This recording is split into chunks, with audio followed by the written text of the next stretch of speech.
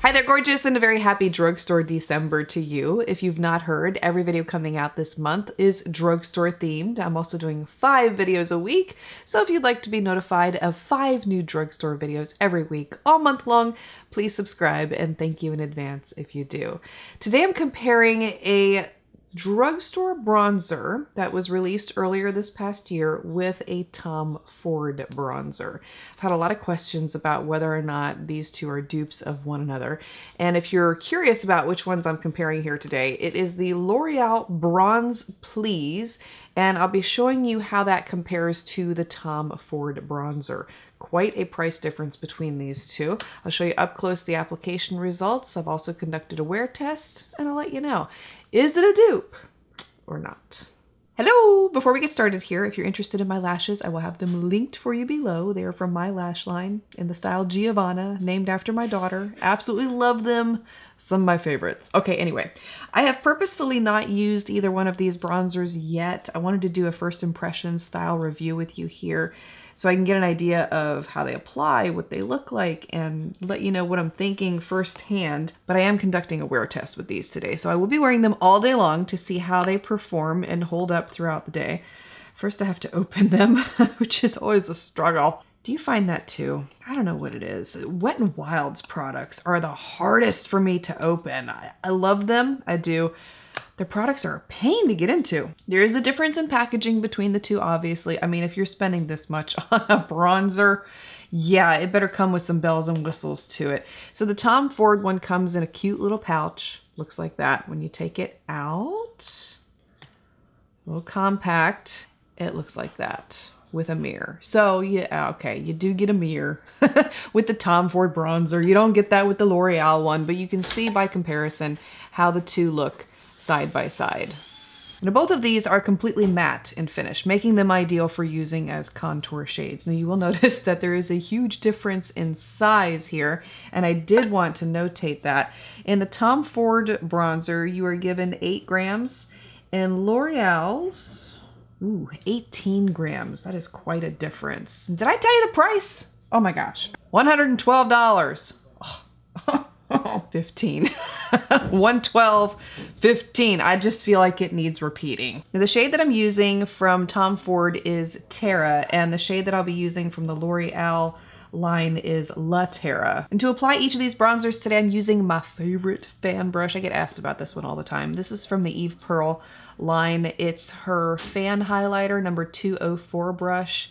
Love Eve Pearl. Met her in person at a makeup show a couple years back, and she actually gave these to me in person. But this is a brush that I would go back and purchase again and again and again. If you're looking for something like this, it's excellent for applying contour, highlight, etc. And I quite often use this side of the brush to set my under eye area too, so I love these. Let's start with the Tom Ford bronzer. I'm interested to try this little booger that costs me. Most Tom Ford products I've tried in the past, I haven't been, so I personally don't understand the price point. I think it's just the name. Really, honestly, I do. I mean, you can disagree with me and that's fine. I'm going to take the brush and lightly put it into the product here. Pick up some there. I'm not really sure how pigmented this is, but we'll find out. Okay, I don't feel like I grabbed that much product, so this is really nice to see. You can see why I love this brush. It's fabulous. This is a really beautiful color against my skin. I'll give it that.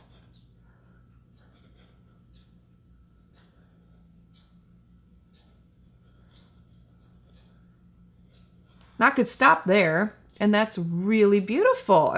Actually, I think I will stop there. I like it. It's very pretty, soft. I didn't need that much at all on application. It doesn't really have a scent.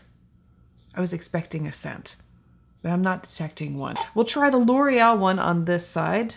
My second brush here. I'm going to dip it into that product. I didn't take much on this brush either. We'll see how it compares. Oh, okay. Okay, L'Oreal. I see you.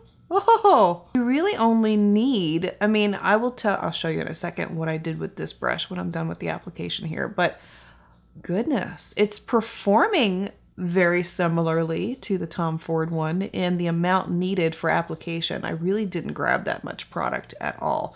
What I did with the brush was I went like this. That's it.